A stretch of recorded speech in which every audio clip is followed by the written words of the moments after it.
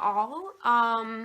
This is Grace, and I did end up coming up with a name for the podcast because I did love it that much, and I had a lot more to talk about than I thought that I would. So I came up with the name Stitchigander because I am from Michigan, and we call ourselves Michiganders. So I thought, what a cute play on words, and me and my husband came up with it together, so I give some of the credit to him, so thank you. So yeah, Stitchigander is the new name. It's going to be on Ravelry and Instagram, and then I think once I get like 100 likes or 100 subscribers, I can have a link that says Stitchigander. I'm sorry, I keep looking like at my phone to look at where I am, but the camera's like over there, so if my eyes look like I'm not looking at you, that would be why. I'm in a different part of my house now. I'm in the guest room. I'm on this lovely futon, and I've actually got a shawl up there. That's my, it's Boone Knits. I think it's Cloud Illusions, and it's out of Collier and Black. I hope I'm saying that right. They're a fairly new indie dyer, and it was a really great project, but that yarn is, I think, really supposed to be a sock yarn. Sorry, I'm fiddling with the camera. It's really supposed to be a sock yarn. It didn't, when I blocked it out, it didn't really keep its shape, so now it sits on my wall. Let's see, I wrote some notes. How's my week been? It's been interesting on various levels, on work levels and what's happening in my city. A few days ago, we got a ban on our water from the tap, and there was like a warning that said boil water before use. So when you really think about it, you need water for a lot of things: cooking, washing dishes, washing your hands, showering. Basically, I think the problem was ingestion, but you know, if you're in the shower, I don't like, you know, it drips down and sometimes it gets in your mouth. Like, I didn't want to worry about that. So we had to take basically sponge baths with gallons of like spring water that you can like buy from the store for like 60 cents, and it was freezing. But it also kind of made me feel like we were roughing it and camping, and like we could survive the apocalypse, even though we totally couldn't because it was just water and we got it from the store. But that has been lifted today. Yay. Because there's actually something that I need to block, and I didn't want to block it with dirty microbe grossness, but it's all good now, I guess. They figured it out. Also, I have been watching a lot of Brooklyn Knitfolk podcast. If you guys have not seen that, I highly recommend it. She's, you know, 20 something in New York City, Brooklyn, I'm assuming. I think she's a graphic designer. She's fairly new to the knitting world. She's really fun to watch, and she has great recommendations for yarn and music, and because of her, I found out about Cat's Kettle. I don't know why I haven't known already, but I started watching some Cat's Kettle podcasts, and I'm really enjoying that. Also, in one of her videos, she had, I think it was an intro, it was a song by Spoon called Inside Out, and I was like, oh my god, what is that? I have to look that up, and I immediately looked it up and listened to it like 10 times in a row. It's so, like, it speaks to my soul, so thank you for that song, if you're watching or ever see this episode. Also, I really like, she gave an inspirational talk about how she believes failure isn't really an option, but not in the sense that if you just don't believe it, it can't happen. More like in the sense, if you want it to be, it will be. And you can keep, like, you're allowed to fail. You can keep trying and fail, but as long as you keep trying, you can't fail, because eventually you'll succeed. And that was really cool. So you're awesome. I watch a lot of you now. So that's my shout out. All right. Oh, current projects. I finished, I guess I'll just do whips. I finished my Party on My Needles by Joji Locatelli. I did the larger size minus like one repeat. I think it was a drag. It was a drag at the end. Very, very long rows near the end. It's a crescent shaped shawl. The bind off, I actually really enjoyed the bind off. It was kind of soothing. Normally I hate bind offs and like picot, like you have to like knit two and then like go back, and so it feels like for every 3 steps forward you're taking 2 steps back, but I don't know, this time I just found it really soothing. So this thing is huge. Ready? And here's the thing about garter tabs. I can't ever get it right. And it does that, but that's okay. I still love this. So then it goes like boop, boop, boop, boop, boop. And this is out of my hand spun. So that yarn turns into like a pretty bluish purple. And then that brownish gray that you're seeing, that is the Dust Bowl by Madeline Tosh. Dandelion, which has some of the linen. And then that bright highlighter yellow is Edison bulb. Yeah, it's kind of, can't really see the color, I guess.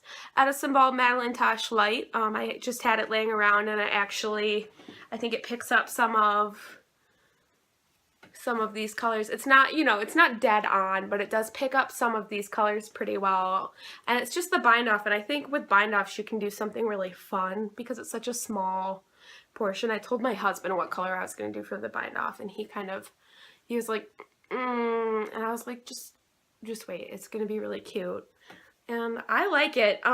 At first I was like, wow, these are boy colors. Like I made a shawl that almost looks like for a boy, but then I thought about my inspiration and how I took a picture of a concert, and you know who did the concert? Jake Bugg. It's a guy, and that artwork was probably created for him, which inspired the stage setting.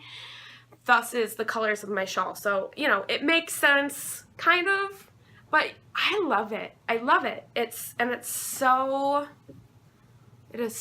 long. It is so long. Geez, at least 7 feet. I don't know why I do that to myself with these large shawls. I just feel like with a dinky shawl I can't really cuddle up in it, and I was hoping that this one would be more cuddly, but it doesn't really have like the width that I want. Like I guess I just want a blanket, but I love it. I'm gonna wear the crap out of it. It being hand spun, it already kind of feels like it's worn in. It's got that like lived in comfortable feel to it. Let's see, I think it goes this way. Yeah. Yeah. And it almost, when I was finishing it, it kind of reminded me of like a woven Mexican blanket, especially down here. That's my dog Daisy. She likes to get into things. Daisy, come on. Hey.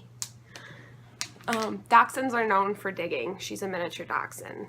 They were actually bred to hunt badgers and like rabbits and go underground and you know dig and get them and come back up. And that's also why they're really independent, because when they're underground they can't really like see their owners or like hear the commands. So if I'm like, come here, and they don't come, I can't blame it on them. It's in their genes. But anyway, so that's my dog Daisy.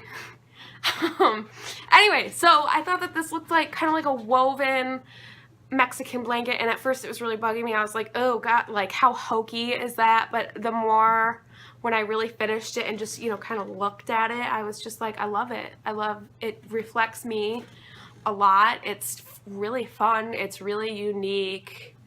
I love it. And this was the thing that I was waiting to block because of the icky water, and I actually kind of worried about maybe blocking it because I'm worried that it would grow in length, which I don't need it to do, rather than width. I mean, I can try but I'm just gonna have to wait for a day where I can dedicate like a solid hour or two to this, because I feel like, you know, I just don't want to plop it down on the ground. I want to like position it correctly so it'll block this way instead of this way, and I feel like that'll just take time. So I will do that, just not right away. And it's not like I can wear it anyway. It's been really hot and humid, and I did wear it once I finished it yesterday. I wore it for a little bit on my shoulders, because, you know, once you finish something, you have to wear it. You got to see how it is. So, whip.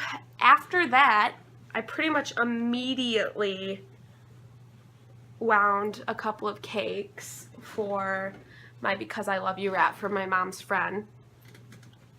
And I forgot how much I love this pattern. It's so simple. I like that you start from one end and then it goes out, rather than doing these huge rows near the end. You're kind of like going back and forth like this, rather than like this, because that can, near the end of a shawl, that just feels like it can take forever. So I cast on, it's kind of a tangly mess right now, hang on. I cast on my Because I Love You wrap in Madeline Tosh Merino Light. I mean, how could you go wrong with it? You can't. Single ply. It starts with this one stripe, and then you do the first stocking net part, and then you do another stripe, and then you do another, and it keeps going like that until it fades basically into this color, and this becomes the predominant color, and then this will become the stripes. And what I love about this is this one edge, it's almost like a mock I-cord bind off, which is great, because then you don't have to actually do a really long, exaggerated, complicated bind off when you're done with the project, when you just want to be done. It kind of curls on itself, so it makes just a lovely little edge. And then on the other edge, you're adding picots to like once every 4 rows. So by the time you're done with the shawl, you have 2 completely finished, you know, edges, and that's just so wonderful. I've never had a pattern where you can finish it as you go. There are some ends. I think the pattern gives you instructions on how to knit it without having a bunch of ends, but I think it just looks tidier if I weave in that, because I'd have to carry that all along this edge, and I just don't want to do that. And this is, and I hope I'm saying it right, this is the Cousteau. It's like Jacques Cousteau, like the explorer of the oceans. Beautiful, beautiful color. And then this is Moonglow, which it looks very light gray right now, but when I started winding it into a cake, it was very lavender, and it kind of freaked me out, because who I'm knitting this for, she likes kind of tonal colors, and I was like, oh, it's way too purple, and I like was second guessing for a while. But then I started knitting it, and it's just, I mean, I said, Mom, if she doesn't like it, I will keep it and knit her another one, because this is gorgeous. So it's been really fun to work on. Really just a great pattern, just really well constructed. It's the Because I Love You wrap by Amy Meeks. If you haven't done it, you have to give it a try. I have to knit myself one. I have not knit myself one, and I have to, because it's just so great. Let's see, where is that other bag? Okay. In my Mollykleindesign bag that I talked about last week, my cute little sushi bag, I forgot to talk about this project last week, which is okay, because apparently I had a lot to say last week. This I haven't touched in a while. I have been distracted by shawl knitting. I've just been really wanting to knit shawls for a while. I had the sock bug for a while, now I have the shawl bug again. But this is just like a vanilla sock pattern with Felice yarn in the Highland colorway. And then this is left over from a pair of Fine and Dandy socks that I had knit for my mom. This is out of Leading Men Fiber Arts in Let's Hear It for the Girls. And it is, I thought that this was a nylon cashmere merino base that I got. I cannot remember the exact name of the base, but it was just a superwash merino nylon, and it feels like it has cashmere in it. It is so affordable. It was either 20 or 22 bucks, and it's gorgeous. And I wish I had my mom's socks to show you the fine and dandy socks, how it came out. It was beautiful with this, and luckily I had some left over, and I really apparently have been liking green and pink kind of combos lately, and I just decided, you know, it's my turn for a pair of socks. It's just like a regular afterthought heel. I don't love it. I don't love the fit. It's pretty, but it's also kind of a pain because you have to like guesstimate where. And I know that this looks like a super long sock. My feet are not that long. I have size 8 feet. I don't know why this particularly looks like it's giant, because with my mom's socks and my dad's, I did just like a normal gusset, and it kind of gives it like a chunky looking foot, whereas this just looks long and narrow, and my feet are not. They are wide and short. And I think, yeah, just a 2x2 ribbing. I do not like the 1x1, and I don't like the twisted. Also, I think I did a Jenny surprisingly stretchy bind off, and I don't love it. I think I like my socks to be kind of tight at the top, and it has a lot of give, which a lot of people like, but I think I'm knitting it to, yeah, below my calf. So maybe if it was sitting more on my calf, I would like that bind off more, where it needs a little bit more give. But I guess I kind of like, I don't like shorty socks, like hand knit shorty socks, but I don't know. And here is, I don't know where that came from. Here is my second one, again, that I have not touched in forever. And I have not, you can see with the afterthought heel, I don't even mark. I think what I did was I cut into it, like I picked up, and so maybe it's somewhat like sticking. I don't know. It was really scary to cut it, because, you know, cutting your knitting that you've worked so hard and so long on is very scary, but it worked out clearly.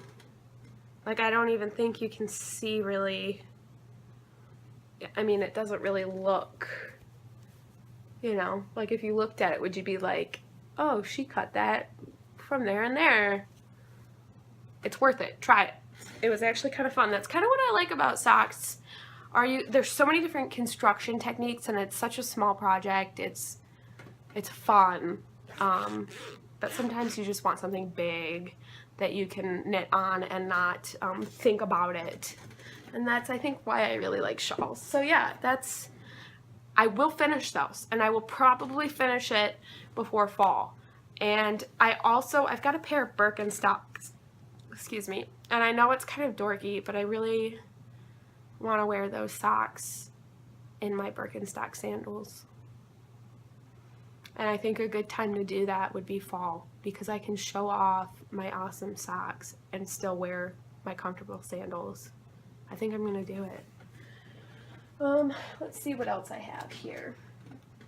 I've had this for a little bit. I did not show it last week. Again, I just had too much to talk about. This is by Ball of Love Yarns. And I think she was having like a summer sale. I think she wanted to clear out. And I saw this colorway, and it was a really great price. It is Fancy Feet Sheep is her base, 75% superwash merino, 25% nylon and stellina. I have been a sucker for stellina lately. And the colorway is called Enchanted Forest. I also am a sucker for great speckling, and I mean, like, there's a couple different shades of blue, and I mean, that almost looks purpley, and yeah, it looks fun. And my plan with these, I think, is a pair of Hermione's Everyday Socks. I think that this would be fantabulous for that, because it's kind of like a lighter color with pops of bolder color, but it's all in the same family. I just think it would be really gorgeous, and I'm really excited to knit with it. It kind of reminds me of Hey Holly Ho Hum, who is also an indie dyer. I knit my dad a pair of just regular vanilla socks, but it had stellina in it. So I joked that I was going to start calling him Twinkle Toes because it had gold stellina in it, but he loves them. And anyway, I love Hey Holly Ho Hum, and this really reminded me of her yarn, so yeah, I'm excited about that. That's going to be fun. Also, oh, I forgot to look this up, how to pronounce it properly. Just reminded me. My local yarn store where I live just got a flagship, and I believe it's, I want to say Quince & Co.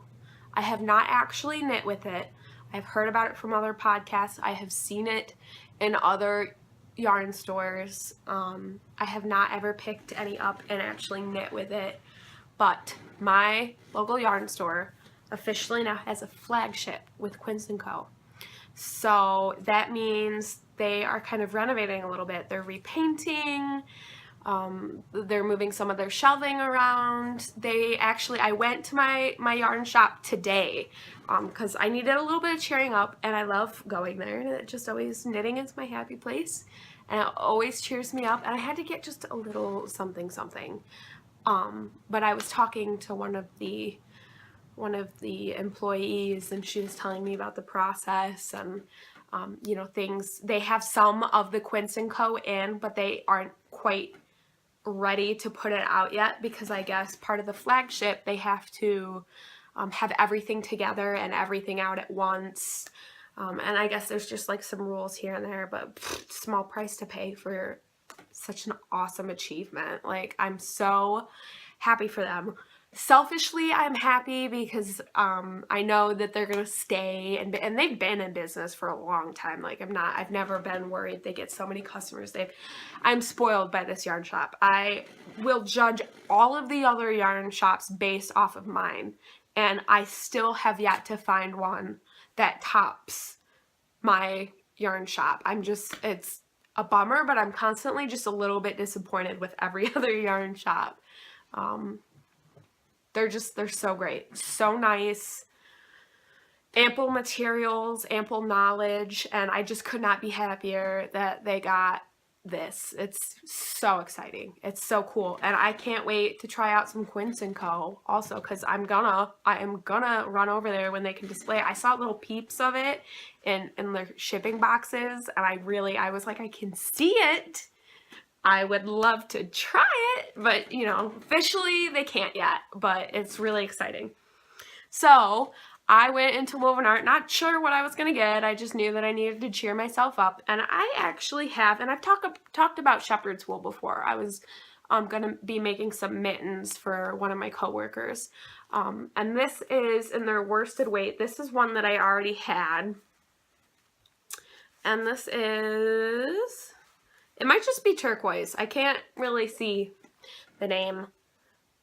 And it's just kind of almost an obnoxious blue. And I've had it for a few years and just not knit with it because it was originally going to be mittens for somebody.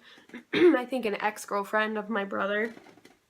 You know, ex, so that's why she didn't get her mittens. So now I just have this thing.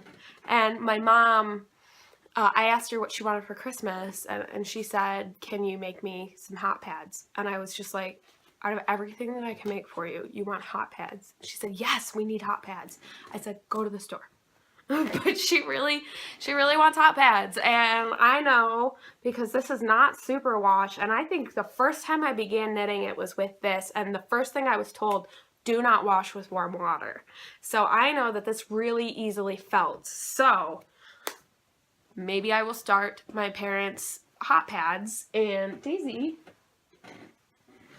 she's cuddling up with my brand new shawl that I just finished. They love laying in my hand knits. I don't know if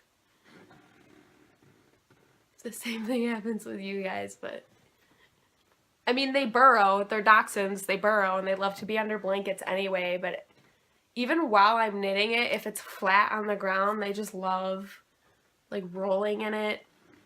Maybe because it smells like me, I don't know. Anyway, so I got some more shepherd's wool to maybe go for you know, try some felting. I've never felted before. Hot pads seem like a good introduction to it. It's a small project. If it goes wrong, no big deal. This is also a very inexpensive yarn. I think it was like $13 or $14. And if it doesn't work out, I'll use it anyway because I love it. And this one is Ivy. Also in their worsted weight. It's 250 yards.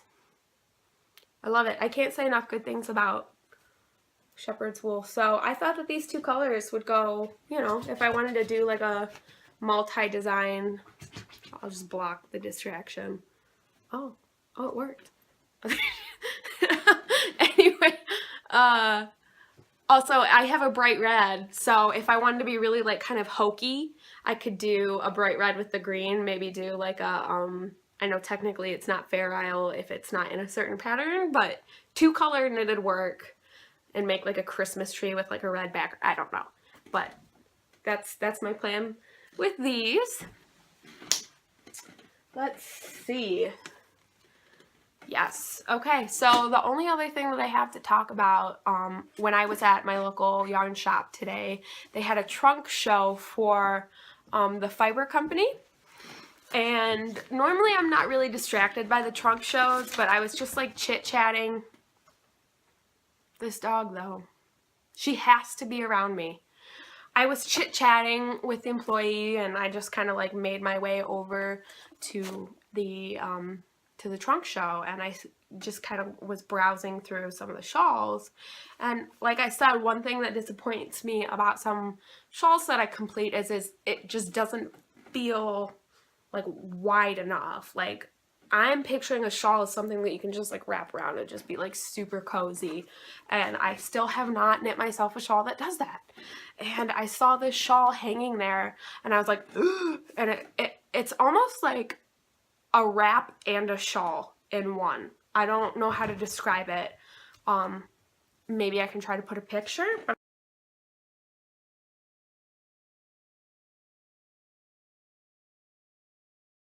It's called the Ursa shawl, and it's by Grace Anna Farrow, and it is beautiful. And I think it's knit with like three different colors and like different chunks.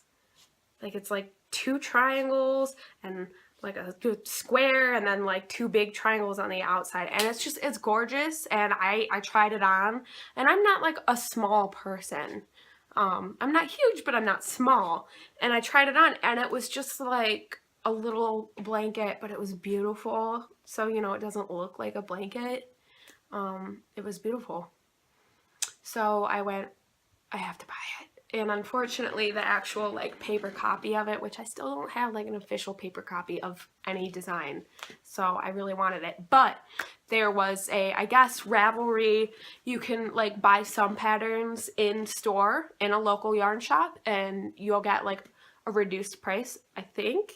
And that's what I went ahead and did, and I bought that. So great, now I have another shawl in mind to do, but I think that one I'll take my time on. I actually saw it's like lace weight, and I don't think I've actually knit with lace weight. I have one skein, but I wouldn't want to use it for this project. I do have some light fingering, which I might try that with, but that's definitely, I think, gonna be my next shawl. So yeah, I've got plans for that.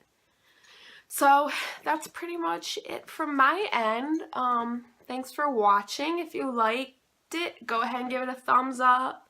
Maybe do a subscription. It really helped me out. Yeah. So thanks. Have fun knitting. I'll see you later.